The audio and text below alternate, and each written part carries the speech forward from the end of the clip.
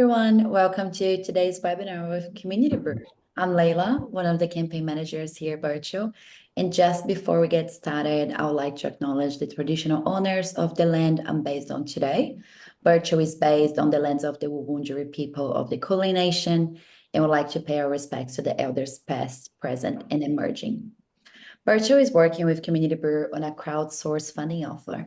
The information and discussion here today is for informational purposes only, should not be considered as an advice or as a recommendation to invest.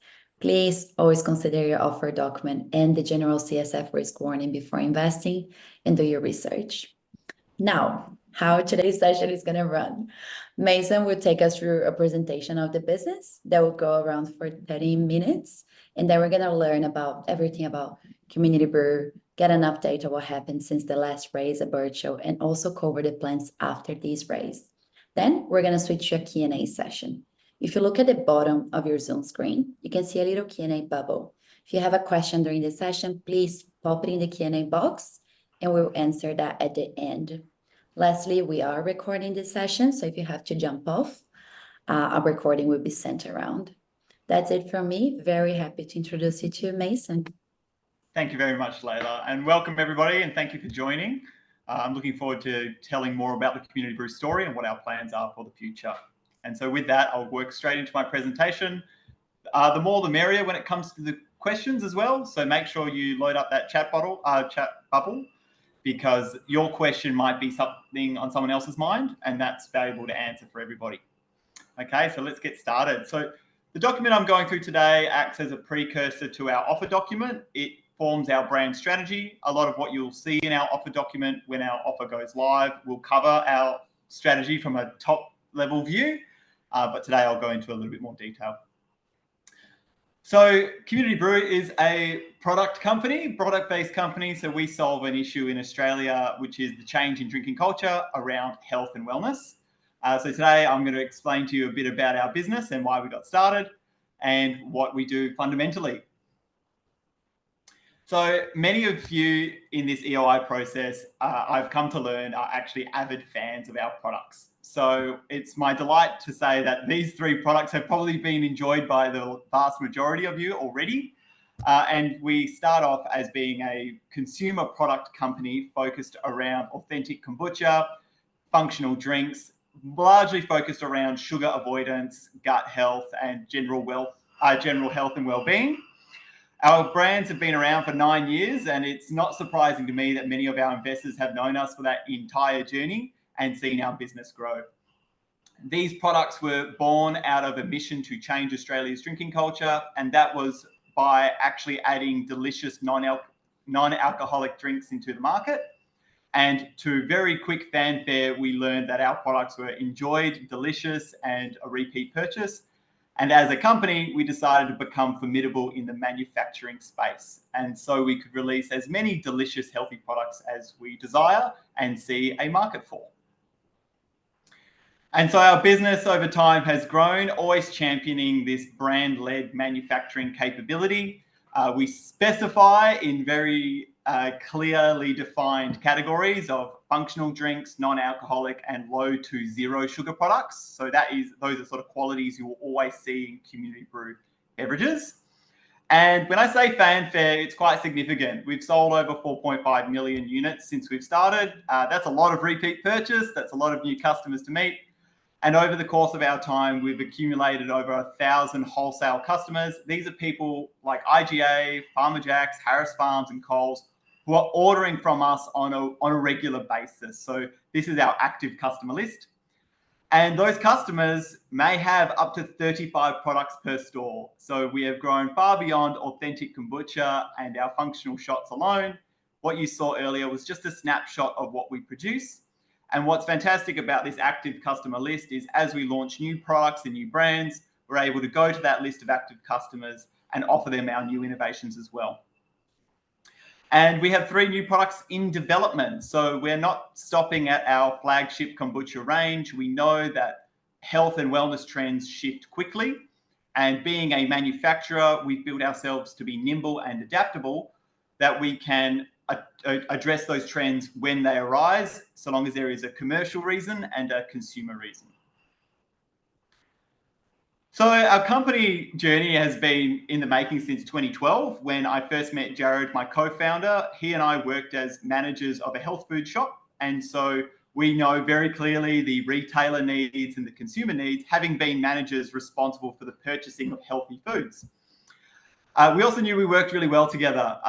Any partnership needs to be tested, and we luckily had 3 years worth of working as co-managers in a business where not only did we get along, but we could really stand by each other during tough times. And that relationship has only blossomed now to 2024. Obviously, the company has seen all sorts of changes in the environment. We've gone through scaling from an 18 square meter shed to a now 610 square meter facility. We've built 2 pilot breweries, so we've really tested our supply chain at different sizes of the business. But really, we've gone from the cottage years of 2012 to 2020. When COVID hit, we actually decided to commercialize. And from 2022 onwards, we put into place a commercial plan to grow the business. And that meant going through our first round of equity crowdfunding last year, finishing off our capability and our plant to be able to 10x our growth, acquire distribution in Coles, also acquire new brands that we knew were practical bolt-ons. And we've since been rewarded for such decisions. So recently I was acknowledged as a 40 under 40 Business News winner.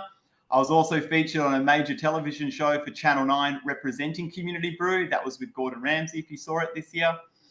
We invited 2 non-executive directors to join our strategic management team so that we could make longer term decisions. But since that 2023 crowdfunder, where we raised $500,000 and we put that money to use in our business, we've been able to grow it significantly, doubling revenue. So it goes to show that we have this real grassroots history of learning the ropes ourselves, funding it ourselves as a couple of guys with a very small team of staff, really working out what our hero products are, and then strategically investing in commercialization and taking products that we love to a much larger audience. And now we're being recognized for the great job that we've done. To win these awards, to win new retailers, and to be invited into major range reviews is a significant achievement for any brand. And now investors get to join us on a journey that is taking that commercialization to the next step. So to run through these achievements in summary, we've won industry awards for the clean and conscious products. We've won manufacturing awards for excellence of our size. To say that we're actually very efficient at making beverages. You can probably hear it in the background now. It's Monday, we're making drinks right now. We've been able to stand our ground on a national television show, spruiking our journey, and we've received such fanfare from a mainstream audience. And then as leaders, we've been recognized as well, having an entrepreneurial advantage, being strategic, and really kind of being movers and shakers in our space. And then these achievements manifest themselves as a consistent year-on-year growth. So since we've started, we've been able to maintain a 54% growth rate year-on-year, and that's for 9 years. If we look back on this year to date, we've grown 72%. So it's been a really significant growth journey. It's a business where we as founders and I trust our investors from our last raise can see money's getting put to good use, and we're able to put that money towards growing a business that not only do we believe in, but actually can deliver on growth results. So a lot has happened since we were an authentic kombucha company in a little garden shed. We've grown Kommunity Brew to have sibling brands, namely our Cold Matter ready to drink cold brew tea and coffee, as well as our Sip sparkling water and now Liberty kombucha. The idea of this house of brands is that as we expand our customer base, so we go from 1 IGA to 10 IGAs to 100 IGAs, for example, we're able to penetrate and cross-sell different brands into these same retailers, which basically creates a compound effect. So every time we win a customer base of, say, 10 supermarkets, that is usually on the back of 1 or 2 brands, which means for the next 2 to 3 years, we can expand the yield from that single customer by cross-selling our other brands. Equally, when we acquire a brand like Sip Sparkling Water, which has a dominant presence on the East Coast, that opens the door for Kommunity Brew and Cold Matter, our West Coast brands. So this sort of strategy is both purchasing distribution relationships, but it's all still within a brand framework which agrees with our core, which is to say that all of our products suit that non-alcoholic lifestyle, the health trends and the health consumers that we want to speak to. So not only does it feel good to grow brands like this, it's actually strategically a huge advantage, because where Sip sparkling water goes absolutely crazy in summer, Kommunity Brew has better sticking power in winter, being a sort of more of a healthy, wholesome drink. So we actually get to ease seasonal changes as well as acquire customers from different angles when it's a strategic advantage. So why do I harp on about this space in sort of health, wellness? It's because it's a meaningful market. There's no point creating products that don't have fundamental demand. We're not here just to be brand advocates. We're also here to solve a consumer's problem and a retailer's problem. And that problem is that Australia is shifting. The culture for soft drink, high sugar bombs, artificial ingredients, and unhealthy lifestyles is actually waning. So we've already got data to show that 3 in 5 Australians consciously, daily, avoid unhealthy foods. So they're looking for the healthier choice in their lunch decision and in the shopping cart. And we know that 80% of Australians prioritize keeping themselves healthy and their whole family healthy, and this is actually a growing trend. But this sort of macro data needs to be drilled down into something that's tangible for a brand to activate. And so we go, well, what are the specific well-being goals of these individual consumers? And largely it's about weight loss and sugar intake and carbs in the diet, or wanting to live an active sport-filled lifestyle. And so when it comes to brand and product design and product placement, we are acting with these intentions and needs in mind. And what's really exciting is that this space has a huge commercial value, which I'll go into shortly as well. But before I talk about the commercial upside, I'm now approaching investors to join Kommunity Brew. And I think one of the really important questions to answer is, why do we need investment, and what would the funds be used for? What opportunity are we going to meet by getting investment now? So as I've grown this business from the ground up, I've learned very, very clearly that sales and distribution is key. If I have 100 cartons of product and I have 100 customers, I feel very confident I can move those 100 cartons quickly. I just need to get one box in each customer. And what we've built our model around is a house of brands where we have multiple products to sell one customer. So our strategy moving forward for revenue growth is by growing our active customer base from 1,000 wholesale customers to 2,000. And we also know that the market has about 8,000 potential customers and is growing every year. So we know that there's plenty of blue ocean for our brands to thrive in. So long as we're able to keep our brands on trend and speaking to those consumers, retailers are going to need products and brands just like ours. So the vast majority of our funding goes towards sales and distribution. Next, it goes to marketing, branding, and communications. And you'll notice in this sort of spread of use of funds that new product development and brewery expansion is very low on the list. And there's a reason for that. Our products are working right now. They've worked for a long time, and we've already done significant investments in innovation. So I'm not seeking funds to invest more in new products that may or may not work. I want to take the products that do work and expand them to new customers.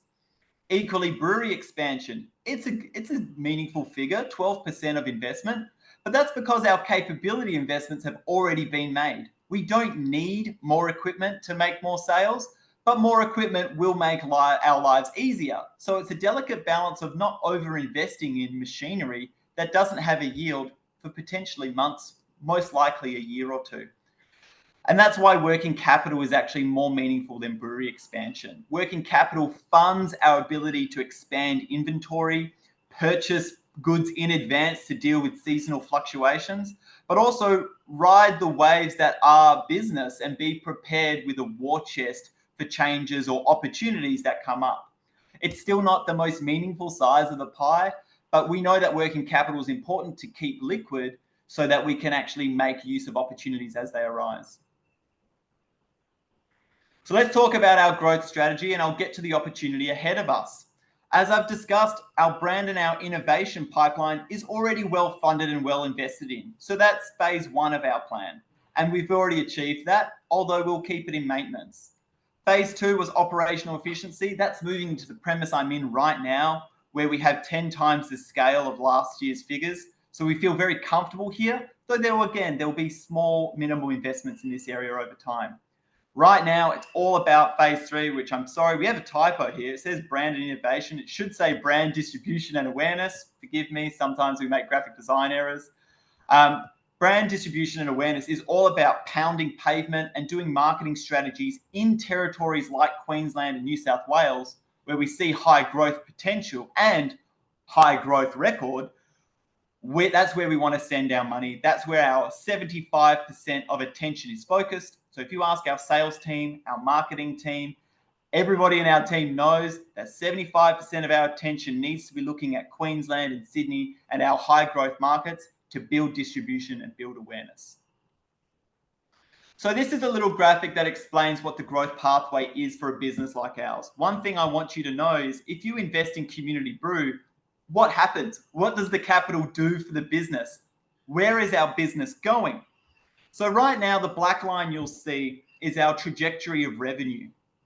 Now, this is a calculation based off our current customer base, so our active customers, and what they spend annually on each brand. And this helps communicate how our house of brands can contribute to a significant revenue opportunity as we grow our wholesaler base. So right now, based on the average sales across our 4 brands, I have got one that's not mentioned there just because it's a lower figure, but look, that'll be in the offer doc. So based on our brand performance right now, we trade at $2 million based on 1,050 customers, okay? These customer base is growing all the time, but also these figures are improving as we invest in marketing. And what this graphic is to convey is when we get to 1,500 stores, the likelihood is those 1,500 stores will only have 1 or 2 brands present. They might only have 6 to 8 of the products in our 35 product portfolio in store, which means that although we're at 1,500 stores, we have 2 growth strategies we can deploy.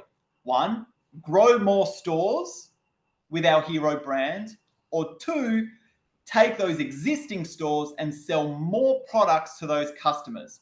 And there is an effectiveness and an efficiency sort of argument here that we make as a company.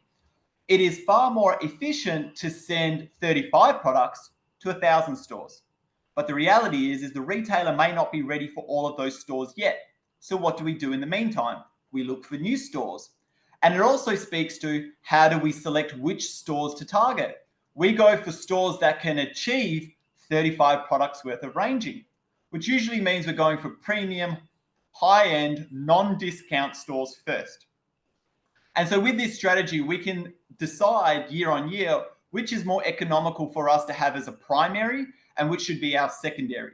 They're always in play to some degree, but what this means is at 5,000 stores, our company could range between the 20 million we expect as a minimum, or 39 million as we expect as a tangible maximum. I mean, it's probably even higher if we release more products or more brands, or we're able to influence the average revenue per customer.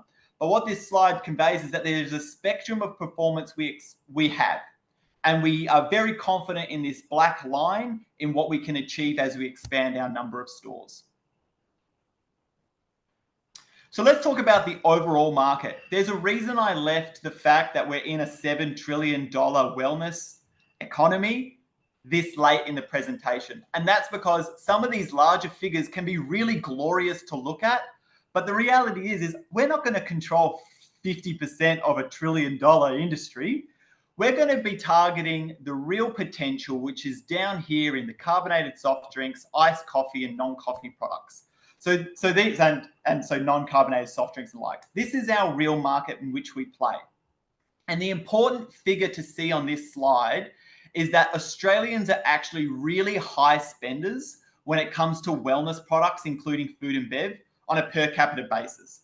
So which means that in our domestic market alone, we have a very high spend consumer base, people who really prioritize wellness, but they still purchase these products. So they're still looking at carbonated drinks and iced coffee. They're just looking for the healthy choice within that. So we actually bring our portfolio to the planning table and we go, how can we have a formidable position in each of these categories? And are these categories growing fast enough to warrant our attention? So we're very interested, for example, in the iced tea space, which is growing by 5% on a nearly $500 million value basis. That's a massive market that's growing very well above inflation, which means it's just getting bigger and probably capturing market share from another space. If we develop products in that space, we have a high expectation for growth. And that goes for every product that we play in. And even kombucha, even though it's been around for about 12 years now, it's still growing at a whopping 19.4% annually. So we're both excited by our core range, but we know that our innovation ranges are also growing very quickly. So how do we turn this opportunity of a huge market, of a loyal consumer into a strategy? And what do we end up doing in the market to acquire new customers? So we go with a top of funnel to bottom of funnel approach. So top of funnel are things like public relations. And this is why you saw my face on Channel 9, spruiking Community Brew and Cold Matter and the whole wellness beverage movement. The truth is public relations assists us alerting the consumer to our brand proposition and our products. Then we deploy a digital marketing strategy to support that. This is very simply Instagram, Meta, Facebook.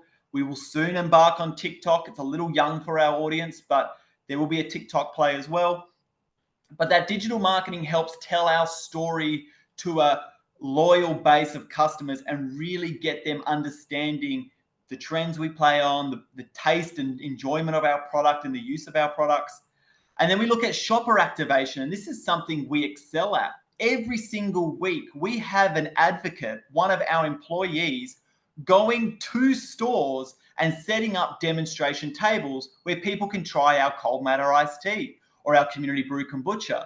And this process is so critical for making a retail sale and really getting that already interested consumer to try a delicious product. Once they learn that not only is it healthy, but it's delicious, sales occur. And our current data indicates that every time we do one of these shopper activations, the weekly sales for that store increase by 300% or 3 times. That's massive. So when we enter in Queensland, we enter in New South Wales, a really important part to our strategy is to not just make people aware of us in the public, advertise to them on Instagram, but actually get to that shopper in store and allow them to taste the product where they make the decision themselves. Lastly, trade marketing. So this is like cross-promotional activities. So you can think about it like flybys in Coles or buy one, get one frees or price discounts. We really look at this as the last layer of promotion. And the reason we do is public relations, digital marketing, and shopper activation all build brand equity. As soon as we start to try to win on price, we start to degrade brand equity. So although it is important and it's a good way of working with the retailer to get a higher velocity of sales, we are cautious to treat it as our last step because we don't want to win on price. We want to win on quality and brand equity. So I mentioned TikTok before, but really I should just talk about our marketing sort of trends and the people we speak to. So currently Gen Z, Millennial, and Gen X are our primary consumer markets. We know which environments they spend their time in. So Millennial and Gen X, who are our dominant shoppers, they're still on YouTube, Instagram, and Facebook. So all of those sort of audiences we've really built out and we have a strong position in. And Millennial Gen Xers are going to live a really long time and they're going to be engaged with brands like ours for a really long time too. So really that is our sort of first and foremost segment to work on. When it comes to Gen Z, these shoppers are still establishing their needs. Gen Z is very young, they're on TikTok and the likes, and their interests do shift fairly quickly. So we are preparing ourselves for Gen Z and being ready to market to them, and we do market to them now, but I think it's an error to place too much emphasis on marketing to Gen Z until they really start to become big consumers. The largest spenders on grocery shopping is Gen X right now, and that really is where a business like ours needs to be formidable for the short to medium term, whereas long-term Gen Z become relevant. More relevant, I should say. They're always relevant, but they become more relevant. Well, one of the interesting things is although social media gets pumped up a lot and you see lots of like influencers selling products online, 90% of the generation still buy groceries in store.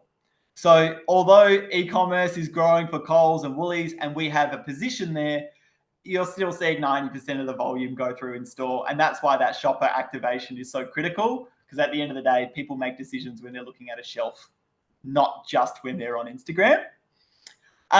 So I've spoken a lot about our retailer customers, how we get them how we get more on board, what the values of getting them on board.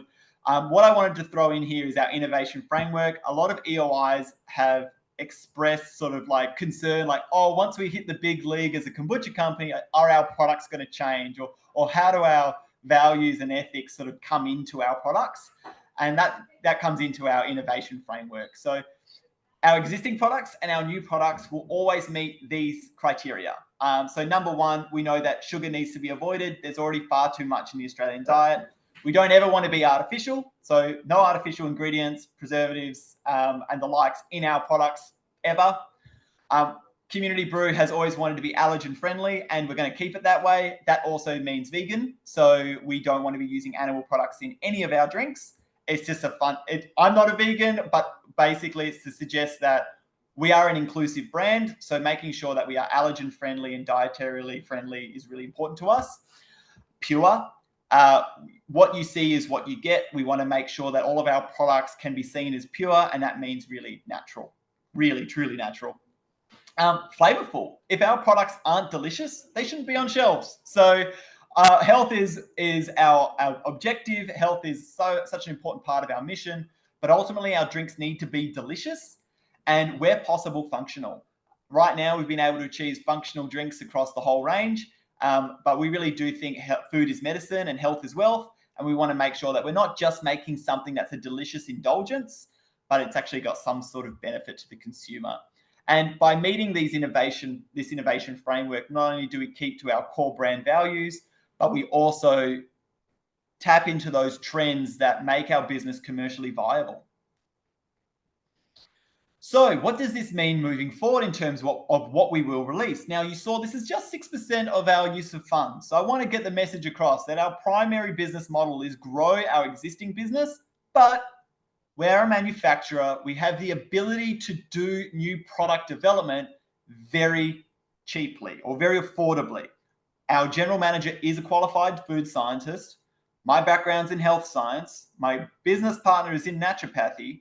So amongst our executive team and the fact that we have our own manufacturing plant, it really does mean we have access to innovation at a very low cost. We don't have to get outsourced scientists to do our work. We can do it ourselves. So our new product development over the next 2 to 5 years are in these 3 areas. So probiotic tonics are like specific probiotic infusions. So as we learn more about gut health, we're learning a lot more around how the microflora affects health and well-being. So we're making a scientific advantage towards that space and creating more functional formulas. Equally, hydration is a very big topic right now, but there are still such bad actors in the space.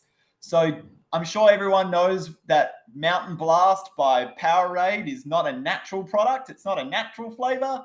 And we really see an opportunity in creating a naturally focused hydration formula that fits in with that wellness market. And there is also a lot of excitement around cannabis in the United States. It's not a legal product to sell here, but we can conduct the research and development. This really is a long-term play. So CBD and CBG in particular, like low TH beverages, they do have a very effective therapeutic application, and we want to get into that space. but really it's R&D and intellectual property for a future market until we get over-the-counter like permission to be able to sell these into the food supply. Right now, it just serves as valuable intellectual property, but legislation is changing, and Australia's made a lot of strides. So it might be a 5-year play. It's a good thing that this business is going to be here for 20 years. And I'll finish on that note. And the slide I'm going to like just sort of leave up is this growth pathway. So we can move to like, because I think that's probably the question on everybody's mind is how are we going to grow this company to being more valuable? But I'll hand over to Layla and general questions. Apologies if I waffled. Let's go, Layla. That was awesome. I've learned a lot. I can't believe that kombucha has been around for 12 years. It's been a journey. So 12-year friendship. Like, you know, we spent 3 years doing our plan on paper, kind of going, well, how are we going to do this? What do we want to do? So we just didn't rush it. And then we launched it when we were ready to test it. And then we kept it a cottage business until we were ready to commercialize it. So we've played the patient game, not the get rich quick scheme. I think it's actually awesome to see because most trends, they would just fade after what, 3-5 years. So if we know that the consumers are still looking for this product after 12 years, it's actually ingrained into their culture. We have customers that have been with us for 9 years. Like since we started, they are still our customers. They have more of our products than ever. We also have, so we don't just track year-on-year growth for our revenue. We track year-on-year growth for our retailers' revenue. Because you can imagine if that's going backwards, they're not going to want to stock us again. And this is why a lot of brands get deleted. So we've very much so taken this, how does the retailer's business grow as a result of working with us? And that's a bit of a litmus test on a product. That's really cool. And obviously, as part of my job, I have to keep an eye on trends. And it's impossible to ignore how not only the new generation, but also my generation avoids alcohol. I feel that when I was young, and probably it was the same with you, Mason, it was so cool to tell people that I was out last night, I'm so hungover. And now it's not a good look anymore. Nobody wants to be that person. If you look at TikTok or Instagram, all the trends that you see are around healthy, having a healthy lifestyle, about wellness. Being in our position, it's been interesting seeing like non-alcoholics, people usually think to beer and stuff, but the reality is 9 years ago when the sober curious movement started, those consumers wanted products that weren't beer or cider because that's what they were quitting. And so we've seen, and I've seen this, luckily because we've been in this 9 years, we've seen product trends skyrocket and then fade. And this is kind of, it's like you can watch a Google trend, like things can absolutely skyrocket. They're famous for 3 to 6 months and then they disappear. And that's that repeats. That's the actual commercial sensibility of the product. Like, does it make sense? Does the retailer want it? Does the consumer want it? And what's been amazing is kombucha has just been such a resilient category. It is massive. It's over $300 million now. Like, it didn't exist 15 years ago. Do you know how the Australian market compared to the rest of the globe? Oh, so Australia's market is more developed. So we have slightly lower consumption to the US. So you always got to be careful when you use US data because sometimes it's a bit pumped up. But we follow them by we're just about 5 years in the past to the US. So what happens there, it takes a while to come over here. So we're slightly lower than the US on a per capita basis. But we're still growing year on year. So that's a really important thing. To think about beer, which is in the billions of dollars, that's shrinking by 3% every year. Yeah. So it's getting a more and more competitive market. It's only a market share play. That's a long-term trend. It's over 6 years. Whereas kombucha is growing by double digits every year. There's more room every year. And so it's about the active brands taking that share. Yeah, and you still haven't achieved the peak as well. So you still have a lot of room to grow. That's right. Awesome. So let's jump on the Q&A. Dylan asked a really good question. He said, thank you for sharing your journey and insights today. He'd like to understand about dilution. So what happened since the last time you raised? We don't have to go into the specifics of that right now because it's going to be on the offer doc. And obviously, ASICS takes a very serious view on what we can share, what we cannot, especially when it comes to the next dilution. But Mason, you explained that you're now on phase 3, that is all about brand awareness and growth. Do you need other raises to get there? That's such a good question. So I guess it depends on what the opportunity is. Like if we didn't have good deployment of capital, there'd be no point in raising. So if we didn't see that there were growth, like for example, if we went into more of a maintenance mode, we have our target customers, let's just sell more of our products to those customers. Raises aren't as attractive because what are we going to use the capital for? Money can't just sit still. So are there going to be future raises? This one came faster than we had thought, because we did think it would be 18 months for our last one, but it's because we actually succeeded so strong in Queensland and New South Wales that we've gone, there's just basically customers we just can't reach based on our resources. So we can either just manage the ones we have now, or we can use all of the momentum we've created in the last 6 to 8 months and just start getting these other customers on board quickly before someone else fills that hole. And that's the reality of retailer good, is if we don't do our job in getting our output out there, someone else will just rock up and take the space, and then we have to wrestle for it, and it's a whole thing. So I'd rather fuel the momentum now rather than leave the opportunity behind. But Dylan asked a question around dilution. So yes, this is a dilution event in that shares are being released to the public. It's about 5% of equity at this stage of what's going to get released. So it's an opportunity for existing shareholders to increase their shareholding. At the same time, the company's value has gone up based on the activity that we've done and the way that we calculate valuation.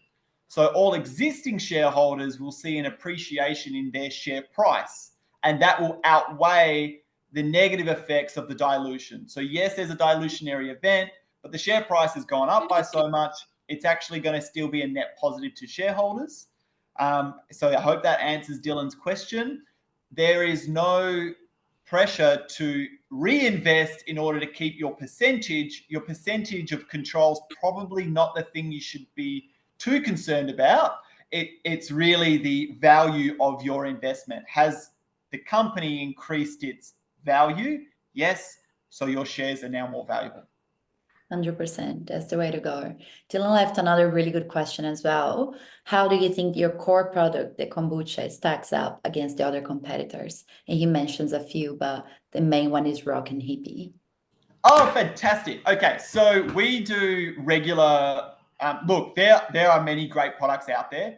Our whole team regularly tastes kombucha, and the examples you've given are really good points of difference in that they are smaller brands to us, but they are very well made. But you got to understand there's lots that goes into how to make a product. Like, can you scale it? That's a really important thing, is like there's a quality metric and then there's a scalable feasibility metric. So we can get to 10 times our current size based off our processes. And that means there's certain risks we don't take with our product. So one thing is a lot of smaller brands will use fresh ginger juice.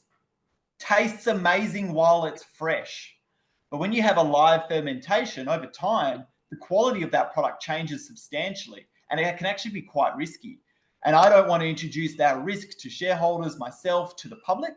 So what we need to do is straddle, how do we make a really high quality product that's also really reliable? And if it's not reliable, we know why. We know what happened. Like there's a robust food safety program in place. There's traceability measures in place. So all of that goes into manufacturing excellence. We wouldn't be up for this award like it's this week, this Thursday, we'll find out if we're a finalist or the winner. We are the finalists. We might find out if we won it. We wouldn't be up for that award if we didn't have robust manufacturing principles and protocols in place. In saying that, your question, taste-wise, we regularly blind test our products and get number one.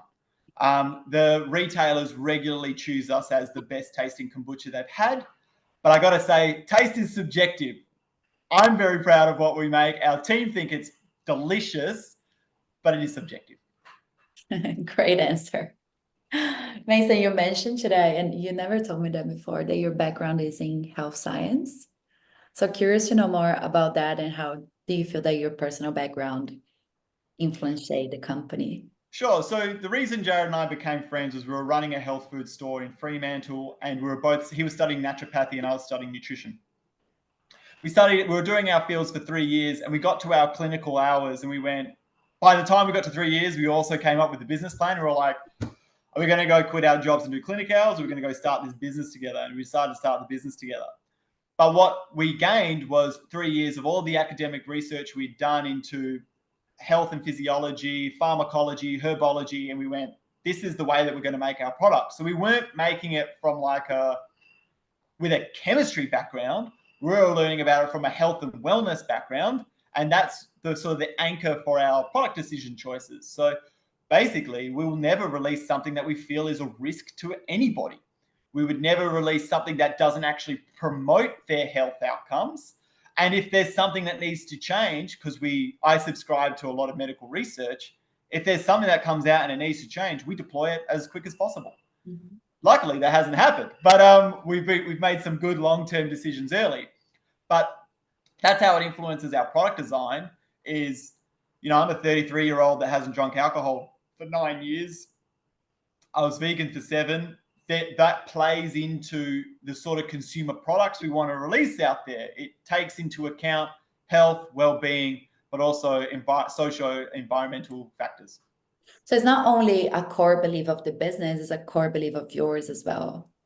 It's a core belief of the executive team. So, I'm really lucky that even the staff we've employed, we've had people say, I've lost 30 kilos since being on this job.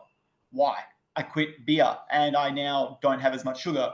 Like, I'm sleeping better. Or we have people join us because of our health advocacy, and we take that very seriously here too. So although we're hardworking entrepreneurs, we are very understanding that health and wellness makes for better people, and that makes for better outcomes. Yeah, I've seen people gaining weight, joining new companies, losing weight, and everything. So are you hiring? Yeah, well, it's in our culture. When we hire people, Layla, we ask them to do a brand questionnaire to see if they're aligned. Do they care about the environment? Explain why they care about the environment. What do they do? We're not asking people to, have compost bins in their pockets, but you need to be aware that we care, and it would be very uncomfortable for someone to come in and not have the same alignment. Really, really cool. We got a new question. As you expand into bigger supermarkets, how do you plan to protect yourself from being over-reliant on Coles and Woolies, and also protect your price point and margins? That is an amazing question. Okay, so I love that question. So there is a reason we haven't signed a deal for 500 Coles petrol stations or 500 markets. There's a strategic reason for that. That's because as a part of being an excellent manufacturer and supplier, we want to make sure we don't bite off more than we can chew. So there's no point in us signing on 100 customers we are not ready for. And that's not necessarily just production capability. It could be product capability. It could be learning their systems, because both Coles and Woolworths have pretty significant supply chain management systems, and you need to deliver on them reliably. So I'm not interested in introducing shocks into our business. Equally, I want to be able to acquire 100 stores I know we can succeed in, that I know that we can fly off the shelves and get repeat sales. Because if we get that data and we can rely on it, when we negotiate with Coles and Woolworths, we can be formidable at the table, and we don't have to just drop our price because we don't know what we're talking about, or they have us over a barrel because our products aren't moving fast enough. Mm-hmm. So this is really important, because many, many brands go straight into Coles and Woolworths and get 2,000 stores, but then they have a very poor spend per store, and their marketing costs per store are too high, and their GP landed in store is too low. And so we're very careful about having it as a manageable amount. So right now we're going through distribution center negotiations with Coles. So that's for 100 stores in WA. We're already in 34 of them. We started with 6. We moved to 18. We then went 24, and we then went 34. The reason we did this was to take it slow and to really test, does it work in Coles Currumbine as well as it works in Coles Byford, as well as it works in the different geographical locations, before we commit to some major marketing spend and a very low GP. So it's very closely managed, and it's not a get-rich-quick process. It's about making sure that we are robust when we work with those retailers. Beautiful strategy, really well answered. Let us know if you guys have any other questions. In the meantime, I have a question for you. Mason, why equity crowdfunding as opposed to the other types of funding that you have available? So I'm not sure if people ask this question enough, which is actually why we call Kommunity Brew, and it speaks to equity crowdfunding. So Kommunity Brew was always intended to be stakeholder owned. So it's about making sure our suppliers, our customers, our advocates, our accountants, all the people that work with our business and our managers can have a piece of the business that we grow together. So when we were brainstorming the idea way back when, we were actually big fans of the Kickstarter movement and the way that consumers got behind a product's launch, but we thought better with equity. When Birchal came around, we went, well, before we go there, we need to make sure we know what we're doing. And that's why it took us 7, 8 years to get to a place where we were like, right, we have a formidable business, a tested business plan, a growth pathway. Now's the time to invite people, because I didn't want to get anybody in when it was grassroots and we were feeding ourselves lentils to get by. Like, it's about having a formidable business, but equity crowdfunding allows people who have participated in our journey to get involved. And I take pride in keeping investors informed. So when investors jump on board, you receive my personal number, my personal email address, you get an update from us. We try to do it every 6 weeks minimum. We skip Christmas just because we want a break, but we try like 8 to 10 emails a year to inform our investors around what are we doing as a business, what is our challenges and what are our opportunities. And the purpose of this is to make investors feel like co-owners. I actually prefer the term co-owner because that's what I want it to feel like. I want people to go, I love this product. I've enjoyed it for years. I may as well own a piece. And then the opportunity comes up where they go, you can own a piece, but not only that, we're going to do right by your money and put it towards something that grows this product that you love further. So that's why equity crowdfunding, it's just the right engagement for us. Yeah, great answer. I have nothing to add, which is rare. We had no one dropping the webinar for almost an hour now, which is awesome. How can investors support your business apart from obviously coming into this round? Okay, look, if you don't want to come into this round, just continue to support our products in store. Like, that data is actually super valuable to us. Not only do we know it's going to someone who loves our product, only buy something that you love, but that we do use that insight around units sold per week, replenishment rates to go to new customers. And we actually deploy this in our in our investor letters as well. We say, here are ways you can support us now. Leave us a Google review. Just say that, hey, I bought Kommunity Brews, Raspberry Blossom. It was delicious. 4 stars, 5 stars, whatever stars you think are appropriate. If you see us in a new shop, grab us. If you don't see us in a new shop, share us. Like, that is how our brand grows fundamentally. Like, it's not through crazy influencer strategies or being on a podcast or whatever. Fundamentally, it's bricks and mortar customers taking on our product, and then it's customers taking it off shelf. So just refer us, review us, or buy us. Beautiful. We're obviously going to send information about how to invest, why to invest early, but I just want to mention that if you invest in the first 48 hours of the campaign, you get special conditions. So as soon as you invest, we're going to talk about rewards and everything on the offer document, but as soon as you invest, you don't have to pay for the investment if you invest in the first 48 hours. After the first 48 hours, as soon as you invest, you pay for it.